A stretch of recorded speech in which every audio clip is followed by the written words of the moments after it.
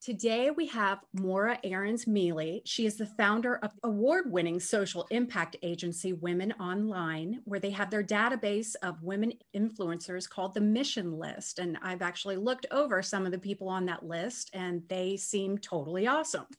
She is also the host of the Anxious Achiever podcast for Harvard Business Review. I listened to that podcast. It is a great, great podcast.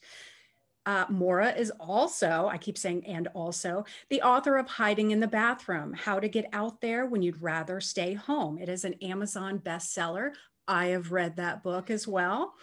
You've launched digital campaigns for President Obama, Malala Yousafzai, the United Nations, among others. Maura, during the 2004 presidential election, she was the director of internet marketing for the Democratic National Committee.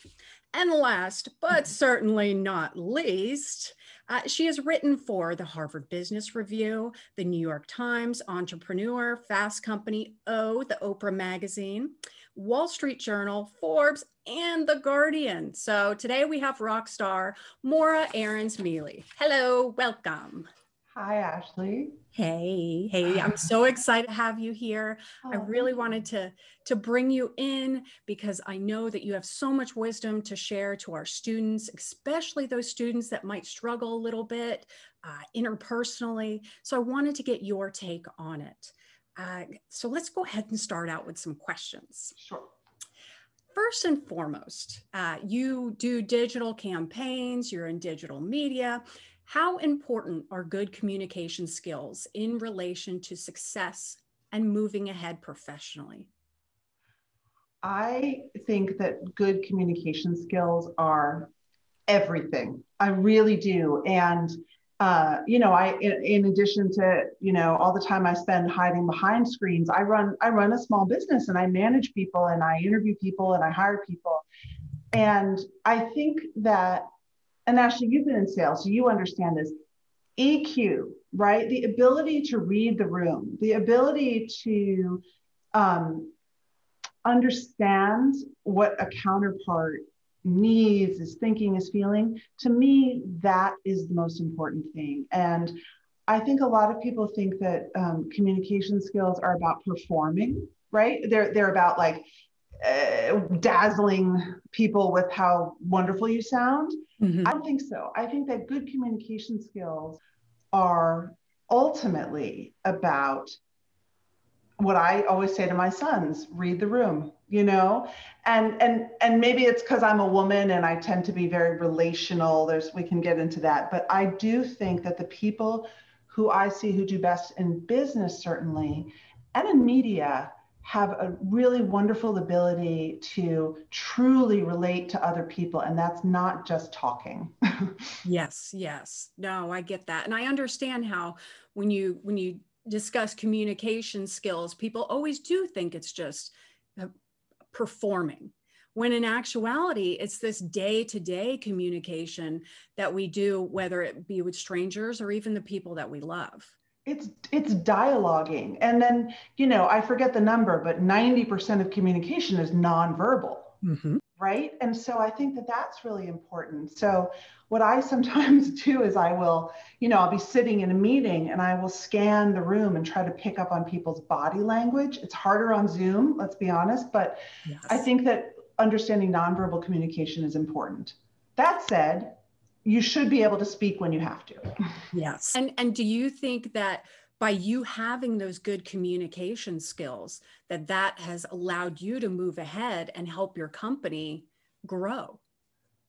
I think so. I mean, I think that, I think it's a myth that only people who are natural extroverts are good at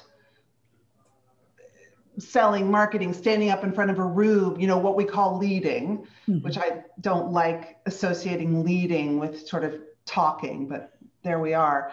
But I really do think it's a two-pronged skill. Of course, it's about being able to communicate clearly. It's about being able to express yourself. It's about being able to, explain and be interesting. But it's also about receiving, listening, and having an awareness, a social awareness.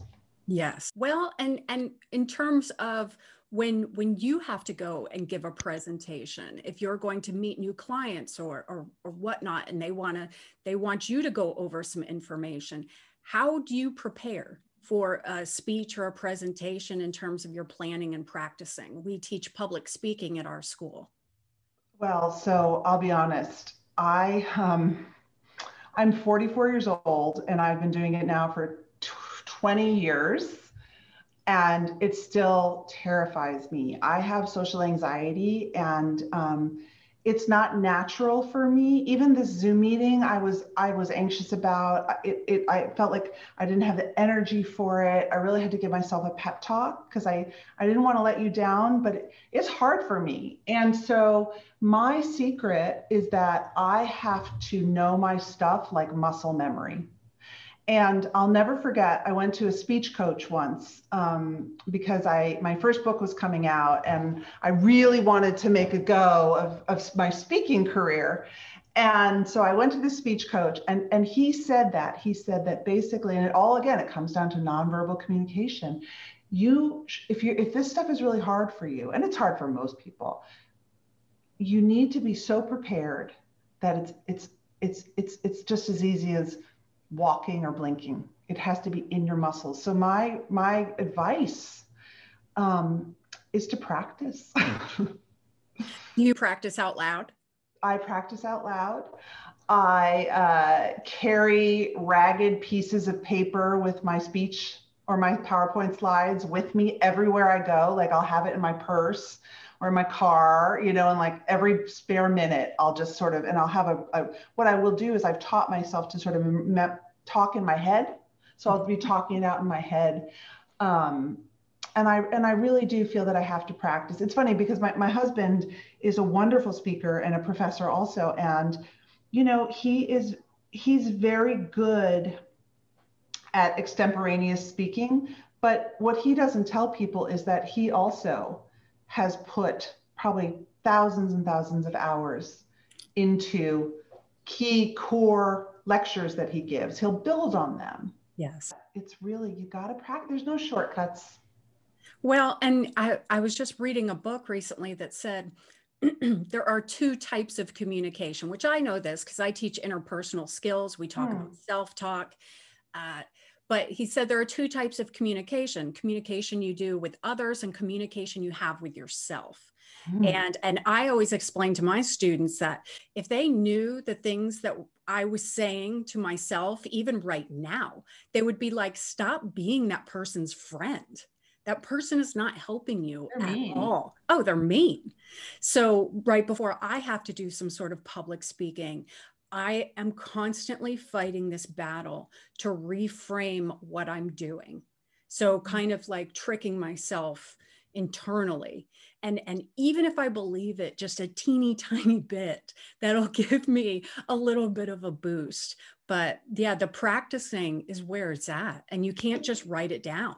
No, and the other thing the speech coach did is he advised, so if you were giving a presentation, for example, to sort of memorize your steps and your body movements with certain parts of the speech. So like, okay, well, this is the real climax and arc of what I'm talking about. So I'm going to walk to the left of the stage, right? And so make it very, very physical because our bodies also learn through movement.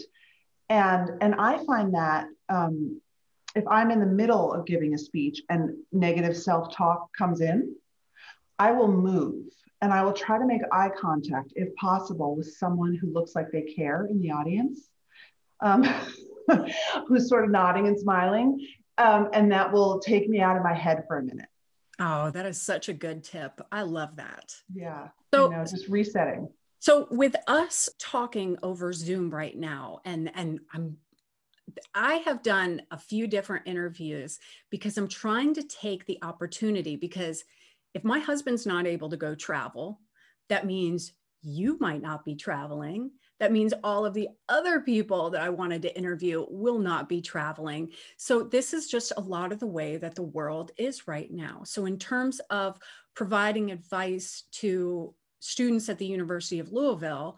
How do you think students can set themselves up for success as they try to enter into this COVID era right now?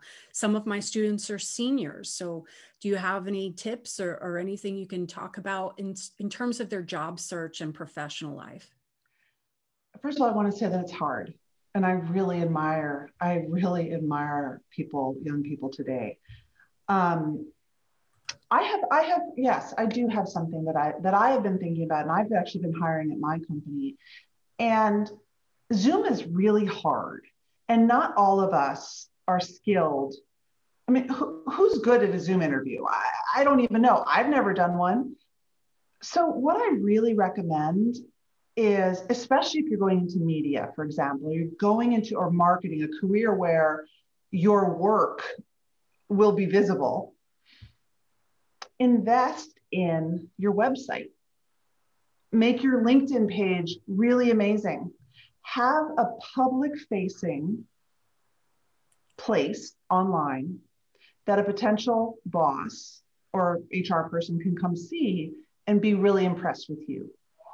Because if you're like me and you think that everything is riding on this Zoom, that's a lot of pressure, right? And don't forget, now that I'm an old person, I can say this. You know, when I was younger, coming out of college, I would interview people who are now my age, and I would sometimes think they didn't like me, they weren't impressed, they thought I was a waste of their time.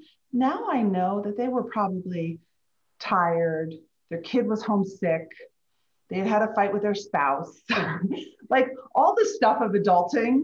Yes. You know, it makes us in a bad mood. So, you know, I may be interviewing you and you're a senior and you're thinking, God, this woman, she thinks I'm so boring. She doesn't want, no, I'm just tired because my kid was up all night, right? So let's take some of the pressure off the Zoom and let's really make your work and your credentials, if you will, shine online. Yes. And it doesn't have to be that hard, honestly. LinkedIn is a really good place to focus. If you want, you can create your own, you know, simple website. Make sure that the first thing I find is not party pictures of you, especially if you're interviewing for someone like me who wants to see what you can create online. For my students, I suggest to them that they should craft an elevator pitch about themselves. So 30 seconds or less, because a lot of times students don't even know how to talk about themselves. Just that simple question of, so what do you do? What are you studying? What do you hope to do one day? They need to be able to have those answers because you never know who you're talking to. But I tell them to craft that, and I try to get them to do it in 30 seconds or less. And then once you think it looks really professional and you've done your best, post that to your LinkedIn page so that hiring managers can see that. Or if somebody's getting ready to interview, maybe they'll click on your page and they can watch that quick 30-second intro of you. Do you think I love that? Also, someone I really admire once told me that on your LinkedIn, there's that little sort of, I don't even know what they would call it, your little mini bio below your name. Yes. That is actually the thing that hiring managers or speaking bookers focus on the most, and that you should really have a fabulous mini bio. But I think we're both saying, pay attention to the details that will get you found, will have someone already come into the meeting with a positive feeling towards you. Because everyone has off days. And you should also, with your elevator pitch, that should be muscle memory. Yes. You should sort of know that so well. And you may have different versions, right? Mm-hmm. But the core of it, you need to know so well that you could literally do it in your sleep. Now, I want to bring it back to your book. Okay. Because one of the things you mentioned in your book, and when I like to listen to Audible and walk and listen to books. And when I was walking, I heard you mention this tip and I absolutely loved it. So I wanted to discuss the idea of praise somebody and shine theory, because this is something that students could be doing right now. Mm-hmm. And using shine theory is not mine. I just want to say that is not my idea. And actually, you should read the book by the women who coined that term, by Anne Friedman and Aminatou Sow. I think it's called Big Friendship, and they have a great podcast called Call Your Girlfriend. So, but the idea is that, I really believe it in community. And I think if there's anything that this time has showed those of us who are trying to work and manage our lives, it's that we need other people. And so in your professional life, and this starts when you're in school, you need to have your team, man. Like, you got to have your people who have enough professional shared interests with you, who think you're great and you think they're great. And it's really wonderful to share that. And I'm a big believer also in getting out of my own head by praising someone else and feeling good about someone else.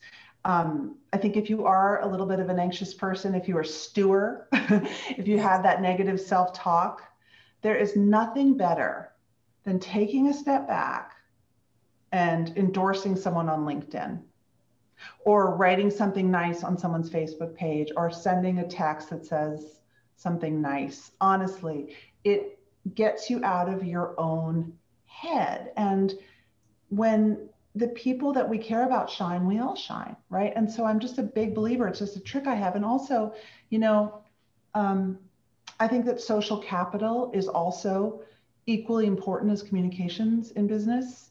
The people that succeed are the people who other people believe in. Doesn't mean everyone loves you. Some people might not like you, but they respect you. They believe in you. They know that you're a good person, straight on, no BS. And so that's also part of really elevating others around you too. I love the idea of, so you're scrolling through your social media and you see somebody, because oftentimes, and especially I feel like for women, we tend to see other women as competitors.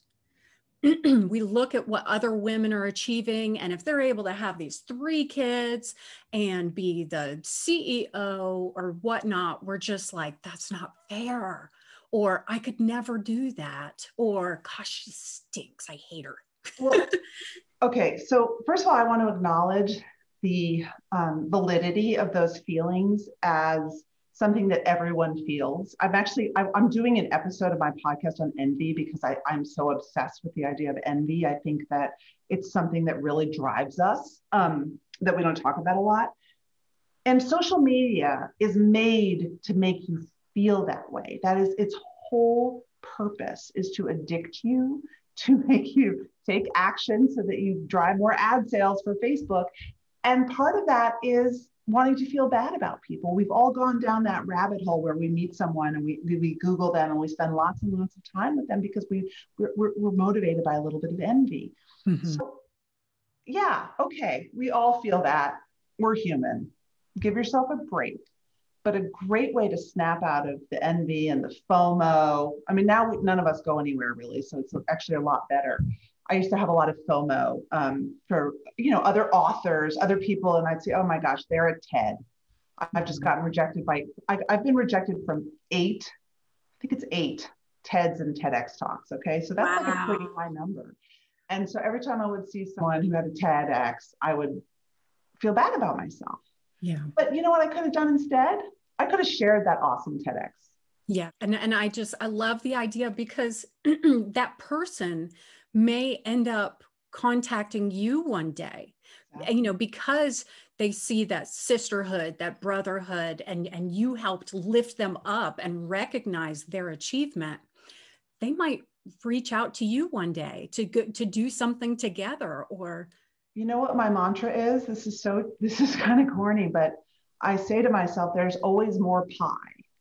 And what I mean by that is, I think a lot, and again, for people who really had to be scrappy, there's a sense of scarcity. If you have this, Ashley, I can't. Yes. If you get that TED Talk, I won't. And what I've learned the hard way, and again, not my idea, many psychologists will tell you to do this, is instead to shift your thinking of, there's plenty of TED Talks for everybody. There's always more pie. And so instead of having the instinct to hold it and hoard it, the expansiveness of there's enough to go around for everyone, I think really pays off. Well, I love that. And I'm so happy to have had you today. I really appreciate it. That I know this isn't an extra question, but do you think there's anything else that you would like to pass on to these students? Is there any kind of advice you wish you had been given during your time at, and I'm going to say this, Brown and Harvard, just those two little colleges that nobody's ever heard of?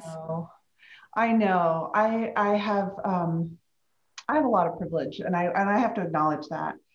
I just, where you start out is not where you're going to end up. Oh, that's great. That's great. Perfect.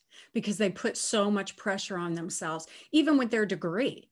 I mean, I know somebody that is in advertising, and they started out as a copywriter, and they didn't have a degree in advertising. They had an English degree. So it's just interesting. And now they've slowly worked their way up and whatnot. So I love that, though. Where you start out isn't necessarily where you're going to end up. That's great advice. Thank you so, so much for being here. And I just really appreciate you giving us some of your time. Thank you. Thank you. Good luck to everyone. Thank you so much. So